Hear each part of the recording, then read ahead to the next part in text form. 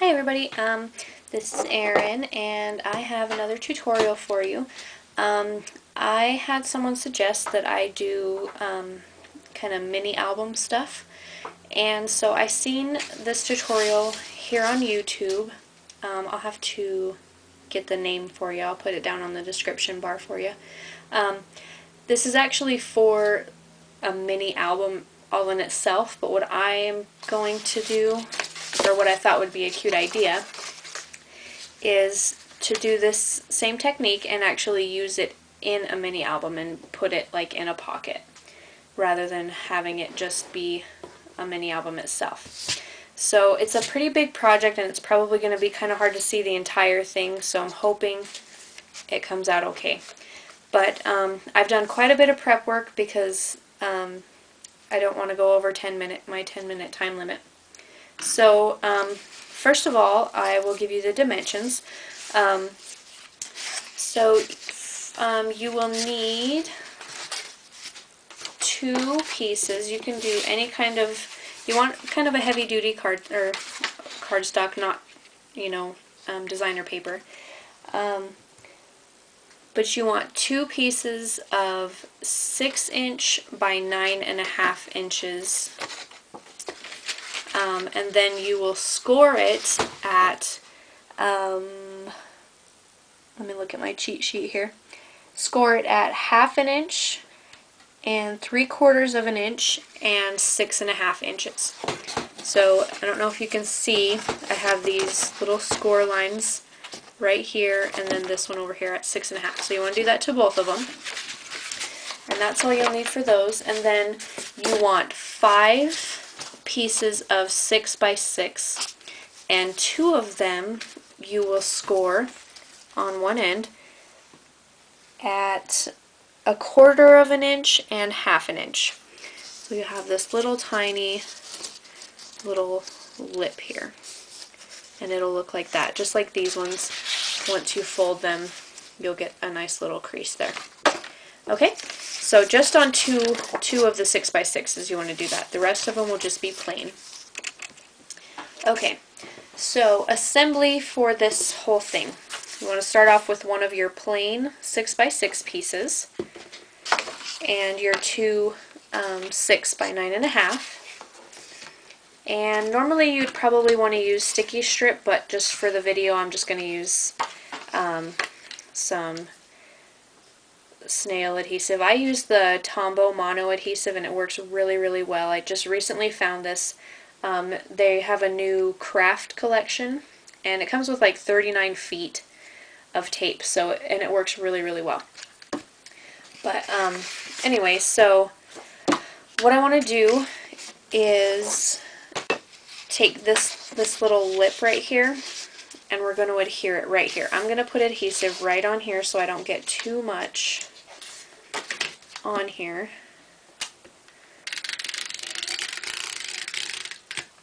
Okay. And I'm just going to stick it right on here and line it up with that little score line. Okay. And press it down. Okay, so it'll be attached like that and you'll have that nice little crease right there, or that little lip. Okay, so we'll do that on one end, and then we'll do the same thing with the other piece. And we'll do it on the other side. Okay, so we'll just, let me do it over here so I'm not blocking the camera. Okay, so you just line it up with that first score line, so it gives you a little lip, just like that. So it'll be, it's really big. It's it's kind of hard to show you all on one video. Okay, then what you want to do is get the 6 by 6 pieces that you scored. You want to get both of those, and you're going to adhere it to this piece also. But what you're going to do, oops, is normally you would adhere it down to the top right here. It's really, really tiny, so sticky strip really works good for this. So it's going to be kind of hard to just get this little tiny strip, but we'll see how it works. Okay, so then you're going to do one on the top and one on the bottom. Just adhere it right to there, and you want to line up that first crease line with the edge of this piece. Okay, and I'm just going to turn this around and do the other side.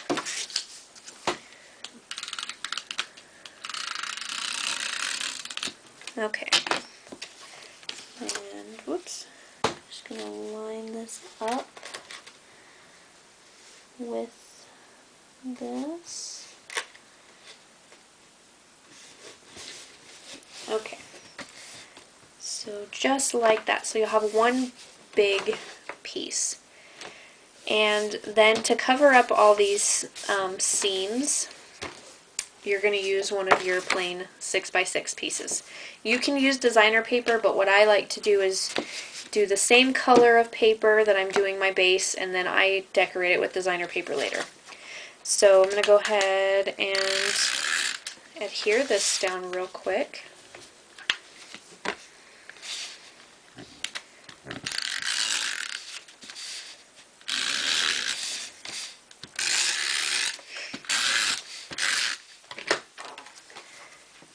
Okay, I'm just going to line it up right here.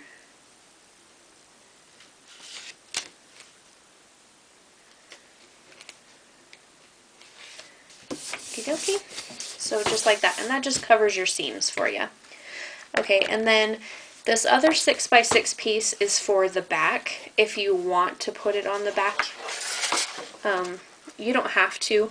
Normally, on the tutorial, I think she put these pieces, she adhered them back here, so she used the other piece to kind of cover that up. But I went ahead and put them on the inside, so I just need one piece. But you can always put that other piece on the back if you want to. Okay, and then I've done quite a bit of prep work on my layers also. Let me get those out real quick here. If I can get it all together. Okay, so I've got this piece that is 5 3/4 square, and I'm just going to put this right in the middle, right here. Okay, and you can go ahead and make it 6x6, but I wanted a little bit of the black to show, or you can make it smaller if you'd like. So I'm just going to set that in here, and it's just going to have a tiny little black border all the way around. Okay, so just like that. Okay, and then I have a couple of pieces, and let me see what size these are. These are 5 1/4 inches square, and I didn't have enough of this purple paper to just make a regular mat, so what I did is I cut little 1/2 inch strips of this purple paper, and then I just adhered them down. You can see I just adhered them all the way around, and I did leave little notches in the corners just for decoration. You wouldn't have to do that if you don't want to, but I wanted to do that. So they're 5 1/4 inches square, and then they've got, I left about 1/4 inch sticking out, so I had 1/4 inch to adhere down. So that's a nice little tip if you don't have enough paper to do all the mats. That always works for me.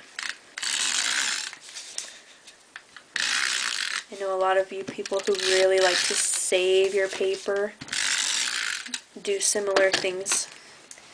And I'm going to just adhere these to all of these pieces here.